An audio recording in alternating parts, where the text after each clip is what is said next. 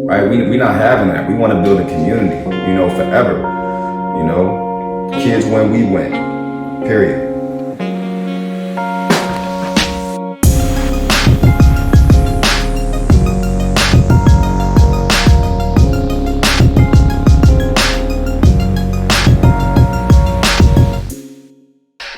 What made you vulnerable today?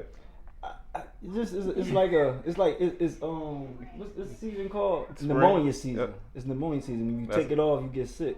That's what did it? Yeah, I put it on. All right, class in session. Welcome back, everybody, to another episode of A.M.UNIVERSITY.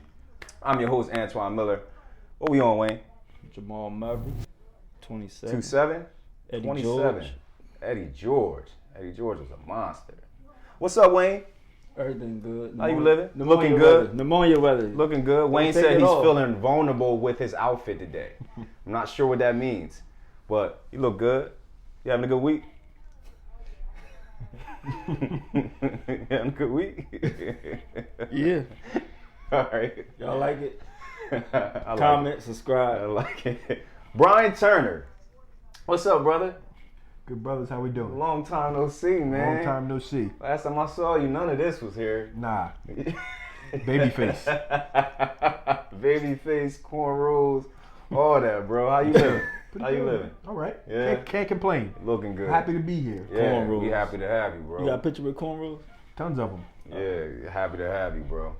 All right, so let's get into it, right? Because when Wayne reached out to me about getting you on the show, like it made perfect sense. And for me personally, I don't know why Wayne. Well, I know why Wayne with the basketball, but for me personally, again, it's not many people in the position that you're in. And what I mean by that is, a lot of us play basketball and just get lost, right? Because we all got NBA dreams, right? And we all think we're going to get there, and then when we don't, or we have the realization that, wait, hold on, this is really hard.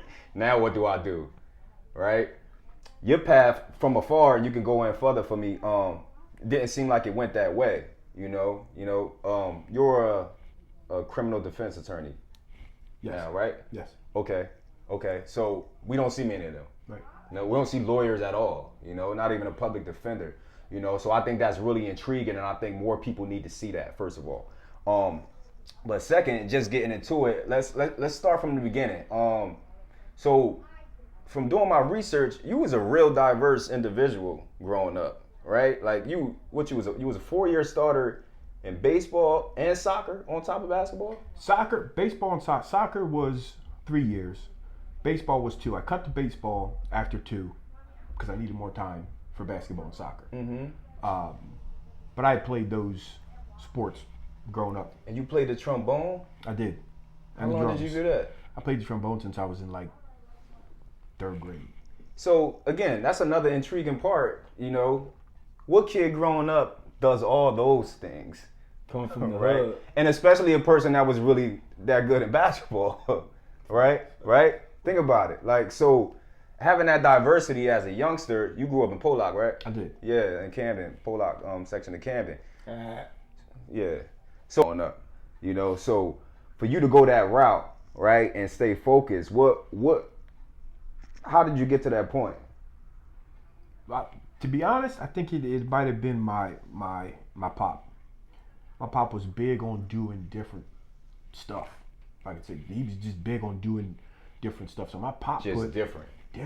you got a fish and all that type of stuff. Bro, different stuff. Bow and arrow. Crazy. Yeah. Things that you normally wouldn't do. And he did that because he knew that there would be times where I would be vulnerable. There would be times where I would need to follow somebody. So he wanted to give me as many experiences as I could to try to keep me away from things that would or could be perceived as negative. So, my pop wanted me to play the trumpet. He put a trumpet in my hand first. It just wasn't with the fingers. I didn't like doing that. I moved to the trombone. I started playing it. I liked it. I learned how to read sheet music. Before you knew it, I was playing 2 instruments. Did those things make you feel uncomfortable, all of them initially? And I guess that was the point of your dad. Yes, as a man, I realized that he wanted me to be in uncomfortable situations because now I know, and one thing he used to say to me is, you're not going to understand the lessons I'm teaching you until I'm going.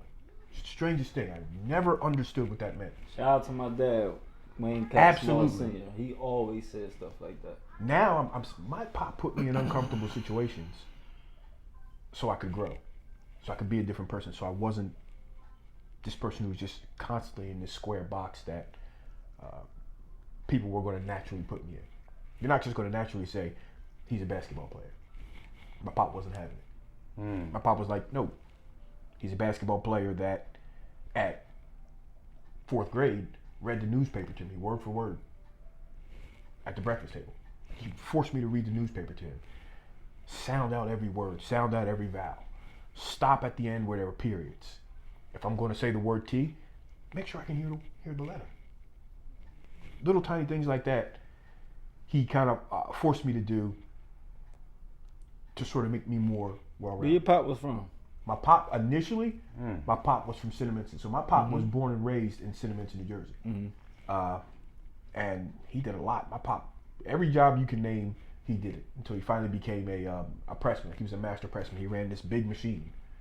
And he just had foresight and was able to give me certain nuggets that I still carry this shit with me to today. Right. Things that he taught me, I still carry with me to today. And I teach my daughter what he taught me. Right. So I can try to make her as circular of an individual as I possibly can. And in turn, it just worked your brain at an earlier age. Absolutely. I was thinking a little bit differently than my peers. So, Yeah, that'll do it. that'll do it. That'll do it. Like, it's so funny to me. Like, I think about like a lot of parents. You get scared with the social media and things like that nowadays. Like, what it brings, right? The negativity of it. But I never get scared of that with my kid, because it's like, no, they're just going to be active in a lot of different things where they don't have time to do that. Like, those kids have time to sit on that phone literally 16 hours a day. Yep. And live and die by those likes. Right.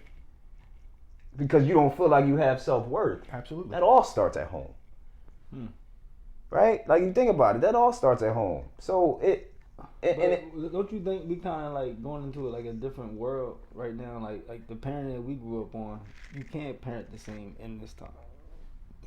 I disagree. I think You gotta tweak it a little bit. You gotta tweak it a little bit. You always don't gotta have to- tweak it. You don't have to tweak it that much. You want to tweak it that much with social media? Here's the problem. What I see, and I'm a little older than you guys. Yes. So what I've seen generationally is that when parents don't get in the mix early, it's Right. more difficult to stop the behavior when you get a little bit older. Doesn't necessarily have to do with spanking your children or Right. any type of corporal discipline. What it deals with is, I'm dad. Psychological. This is what I say, Yeah. and this is what I need to happen. Like, example, I'm scared. I was scared of my mom, but not that she could actually just beat me, but it was just like her being disappointed and just the look of. It's the respect you had. And from back in the day when she did like pound me with the same thing over and over, and I knew like I went against the grain of what she was pounding me over and over with. So it was just kind of like a stare. But at the end of the day, you didn't go against the grain. No. Because of it's all of what he said. His dad sounds like a really consistent guy. It's really simple principles in this thing called life. That's it. We just gotta follow them. Like, we make it really difficult, but it's really simple. Be consistent every single day. At the end of the day, when it came down to you really doing something wild, you ain't do it. Yeah. I was the dude that got out the car. He was like, "Let me get out the car." Out of Doughboy car. Remember, he's like, Boys in the "Get out Hood." car. Yeah, exactly. Get out Furious the car. Styles. Yep. Same thing. All right, so yeah, that's amazing. But you were really good in basketball, Right. That's like, the twist. let's just not like the disregard whole that. twist, Like, you though. were really good in basketball, right? So, Hall of Famer in South Jersey and things like that. You set all type of records at Rutgers-Camden.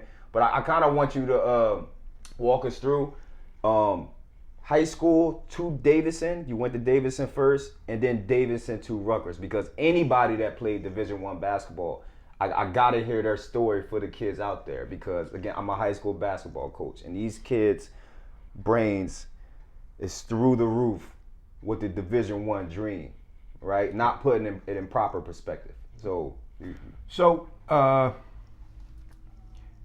can remember I think it was my junior year in high school was probably the first time I got a Division I letter or Division I.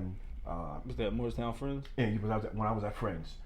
First time I started getting Division I looks, I was in my junior year, but they weren't really serious looks because after all, I'm a kid that was at Morristown Friends. You know, the thing was, well, how good could he really be? He's at Morristown Friends. Who are they playing? right. And I dealt with that my entire junior year. Everyone who knew me and knew of my game knew this kid he can play because I would play everywhere. You know, I play all over the place, and everywhere I went, I performed. Right. So that wasn't really an issue for me in my mind, but I knew it was going to be an issue if I wanted to play somewhere else or I wanted to play at the next level. So I started doing a lot of summer type tournaments and exposure tournaments, and like sort of like it was on the AAU circuit, but I was never part of a formal AAU team. I just didn't believe in AAU back then. Did y'all have that? We did, but it just started. It wasn't on the level that AAU is now. Yeah. AAU now is a business. Yeah. It wasn't like that back then. There were Frank Berg had an AAU team. Rick Barrett had an AAU team, and that was pretty much it. I wasn't involved in either one of those teams. So Keith Benson's dad kind of started our own little AAU team, and we went to one tournament. I can remember it was in Providence, Rhode Island. And the reason why I remember this tournament is because I don't know if you guys know God Shamgod or remember the name. Yeah, of course. We went to his dorm room. That's how much in love with basketball and college basketball we were. Me and Keith Benson. That was, I think it was Providence. I think he played for Providence. I think so. I think it was Providence. All I know is we were at his dorm room. Rhode Island, where that's at? Up north. It's north. No, New Hampshire. No. Knocking on his door at this tournament. Long story short, that tournament is where I got all of my D1 letters because I absolutely went to that tournament, and there were schools from everywhere. There were AAU teams from all over the country at this one tournament, and I dominated the entire tournament. So that's where I started getting all of my looks. I settled on Davidson because it was at the time one of the smallest Division I schools in the country. That's the school that who went to? That's the school where Steph Curry went. Okay. That was my thing. I needed to be somewhere where I knew I was going to get. Hold on. I already know what you're about to say. So you planned that prior to signing. You didn't go to the biggest school that offered you. You strategically thought, where could I fit? And I needed to be somewhere where I was going to feel comfortable. right. And I just want to put that out there for y'all kids. You get an offer letter from North Carolina in basketball, or you get a football letter from Clemson, you automatically take it. Not looking at where do I fit in this. Go ahead. I just had to say that real quick. I don't want to make people seem that this is, unbelievable. But I didn't get any real super high D1 offers. I didn't get any Duke offers. I didn't get any North Carolina offers. All of my offers were mid-major. I think the one school that was sort of a higher mid-major was UNLV. So I got a little bit of interest from UNLV, but I was like, I'm not going out there to school. Who was there right there at that time? Was that Kenny? I don't even remember who was there. That was like right after though. Yeah, I don't even remember who was there, but that was the shit going on. highest mid-major that gave me interest. All the rest of the schools were Rider, University of New Hampshire, Central Florida,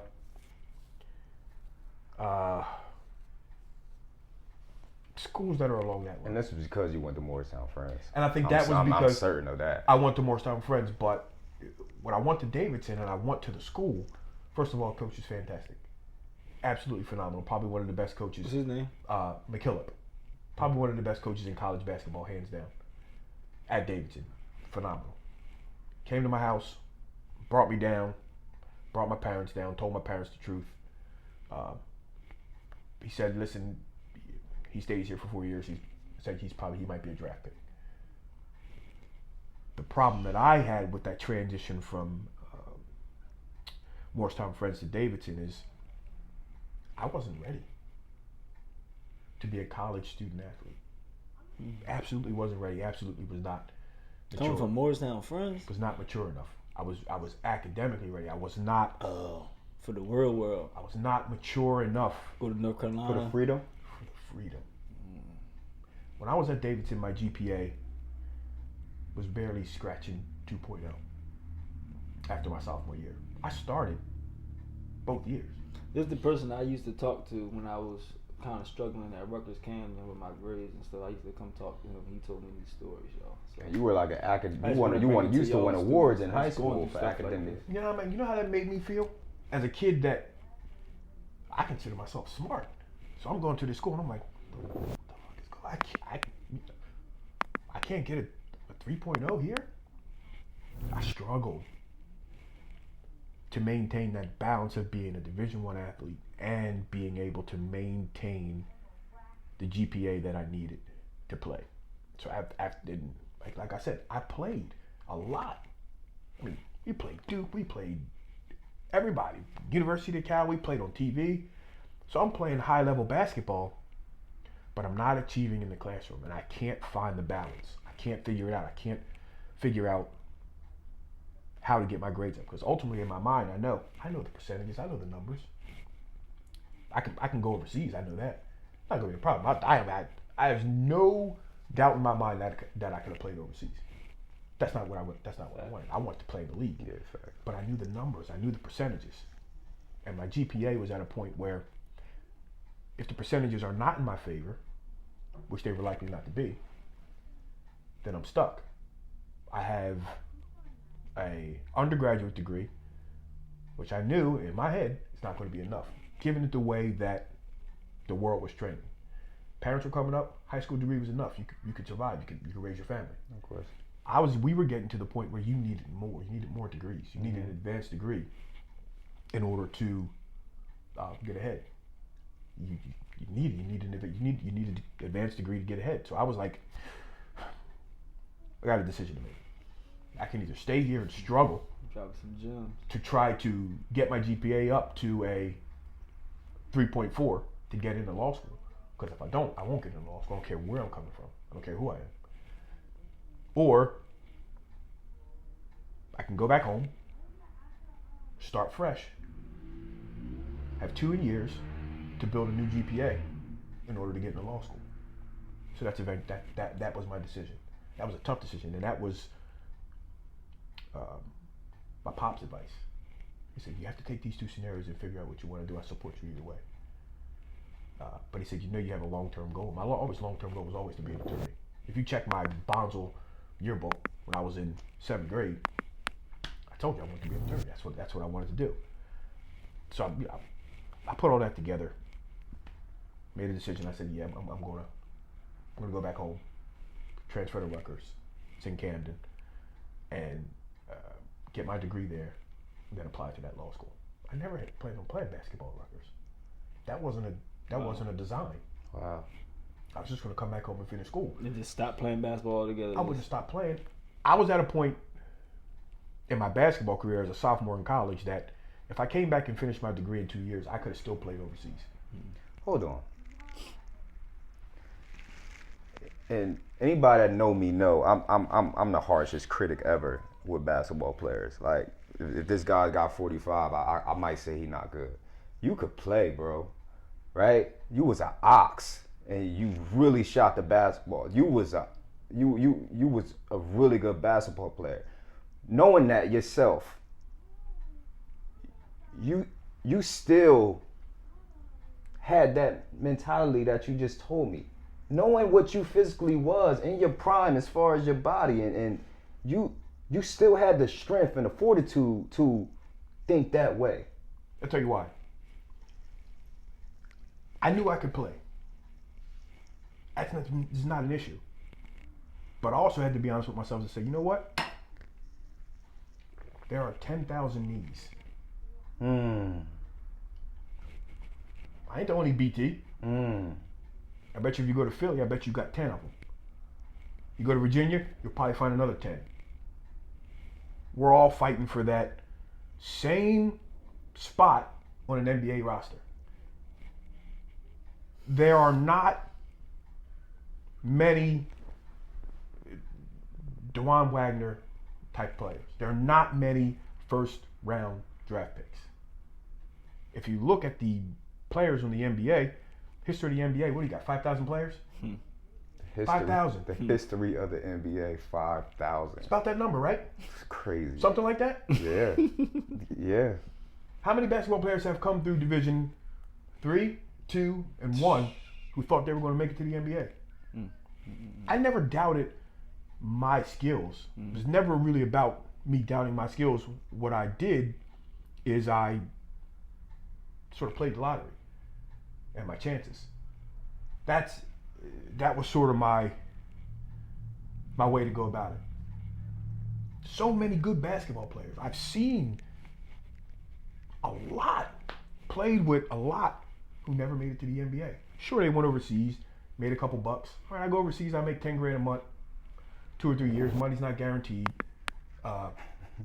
Because as an attorney, I've seen several and dealt with several players who came back home and say, BT, can you help me? First thing I tell them is, no, I'm not barred there. But the second thing is, you're in a tough place. When you're in another country, signing contracts in another country with a, not the higher level, but with a B-level team, and they decide to not pay you and send you home. Now I'm back home working at,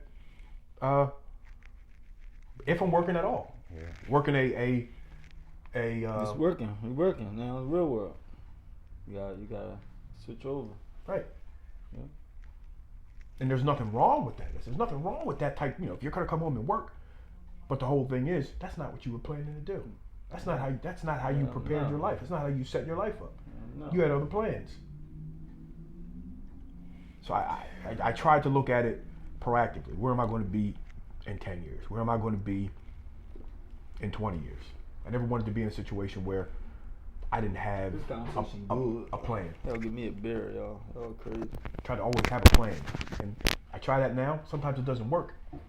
But my backup plan to my plan usually catches me. The net usually catches me. All right, damn, that was good. All right, so let's transition into what you do now. Again, you're a criminal defense attorney, right? So a lot of people think they walk into a courtroom and they think they know, right? Like, and I just think just you being on, will benefit a lot.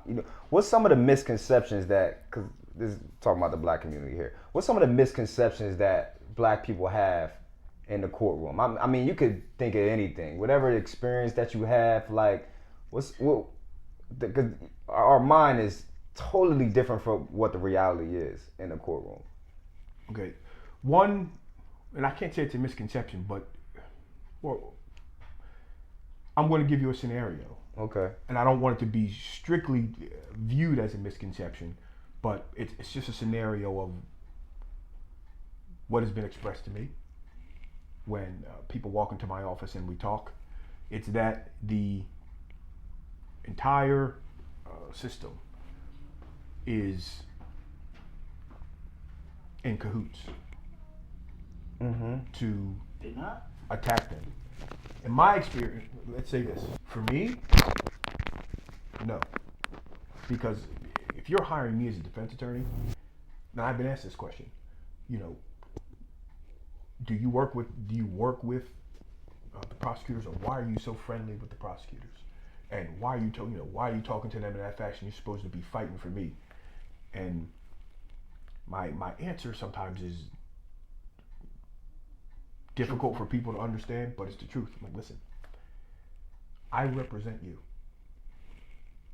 My whole goal here is to see you walk out of this courtroom with no charges. It doesn't require me to be loud and boisterous and in an attacking manner towards the prosecutor at this stage in the case. we're so far from anything of substance happening. Let me do my job. Let me talk to them. Let me find out what they have. Let me see what the discovery has in it, and then let's make a decision. If we have to go to trial, let's rock and roll. We'll go to trial. I'll be ready. I'll be prepared. But my demeanor in the courtroom is not the demeanor of a person with a bullhorn. That's just not the way that I'm going to handle these cases. So the misconception What is you see on TV. the misconception is that, as you said, court is like you're going to see on Law and Order, where people are going around and they act. That's what it is. It's not that way. I'm not here to put on a show. I'm here to make sure that you go home to your family. Because at the end of the day, I'm going to go home and go to sleep with my family. If you want to go home and go to sleep with your family, listen to what I'm saying, because this is what I do. This is not television. This is not a game. It's not a joke. So don't look at it as I may not to you appear that I'm fighting because I'm not going in the courtroom with a bullhorn yelling at everybody. That's one big misconception, is that it's television. It's almost nothing like what you see on TV. Very, very different.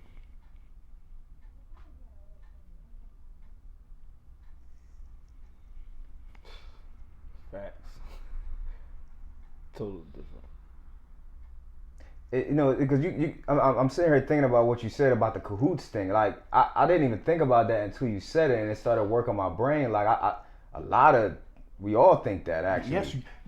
Yes. Like, people. So you're saying that it's not that way? No, it's not that way. Think about it like this. I spent over $100,000 on school for my law license. My law license allows me to take care of my family, take care of my extended family, take care of my friends, spend a lot of money on cigars.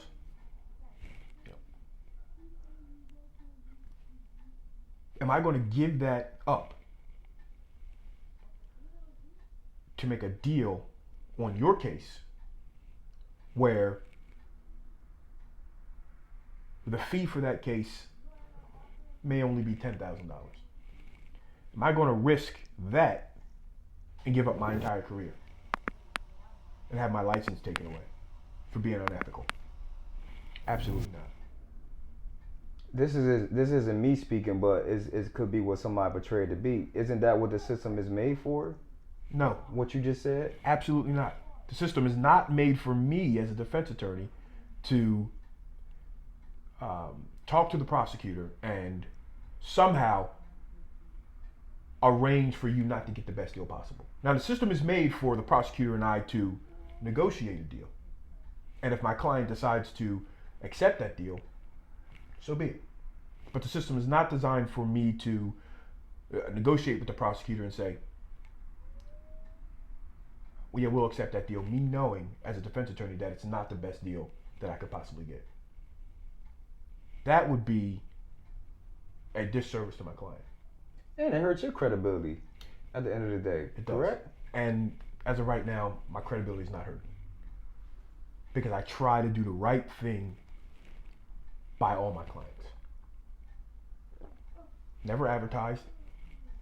I approve this message. Never done anything. I've never advertised. I've never spent any money on advertisements. People call me because somebody told them to call him. So my cell phone never stops ringing. Okay.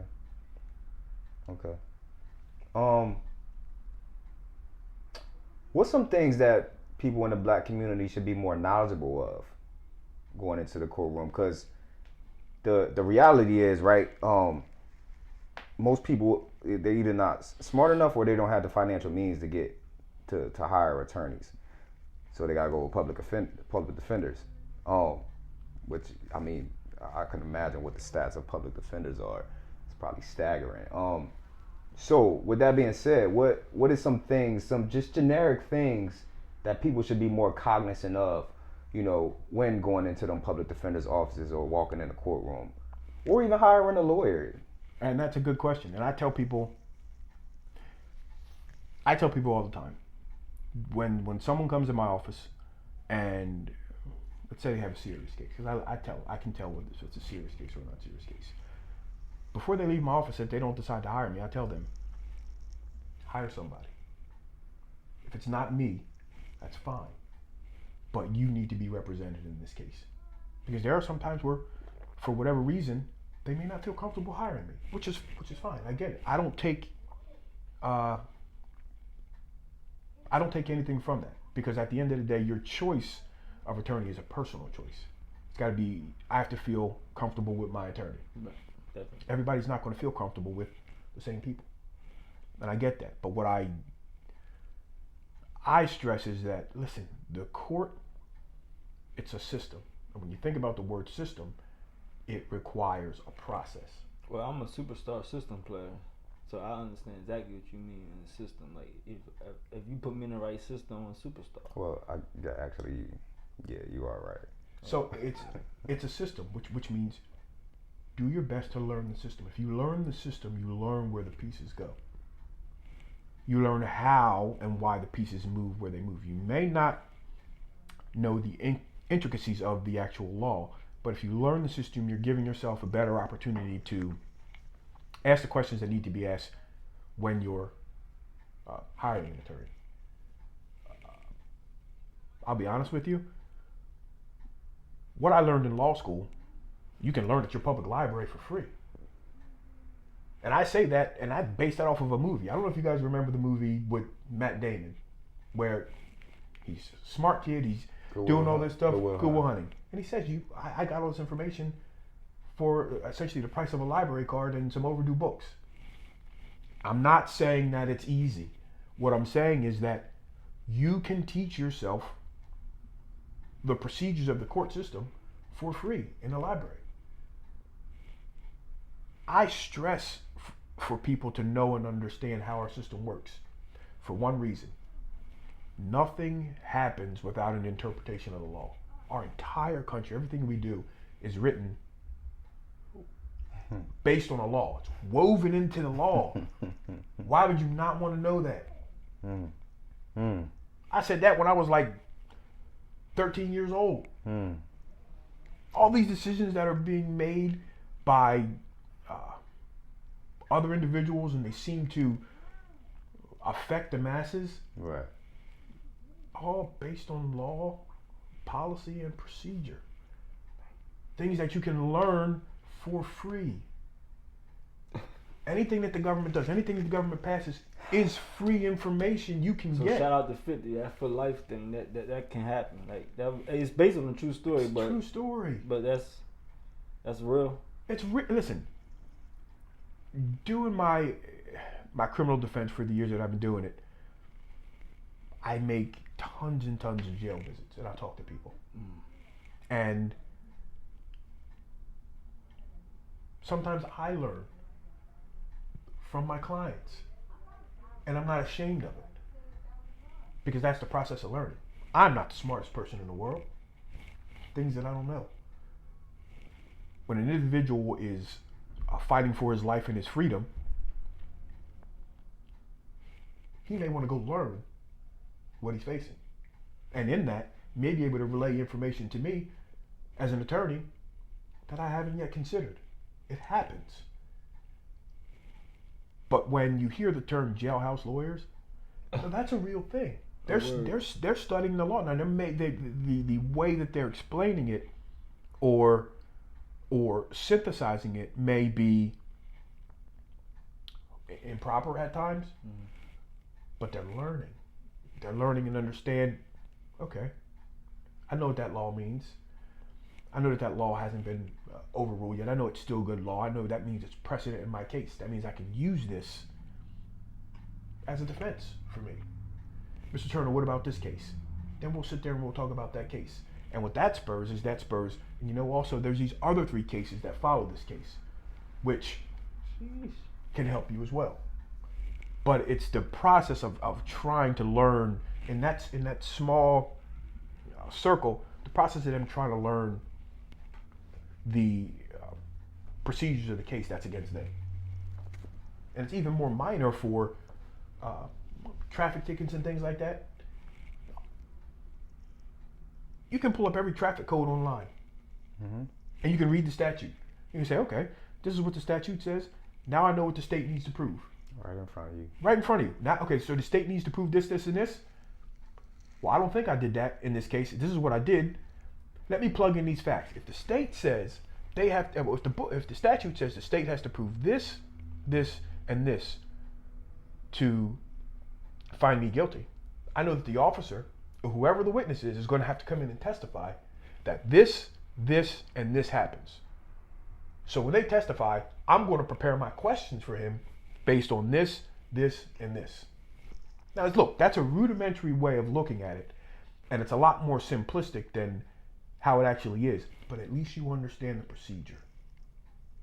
So when you go to talk to your attorney, you say, well, this is what I was charged with, and as I understand it, this is what they have to prove. Here's what happened.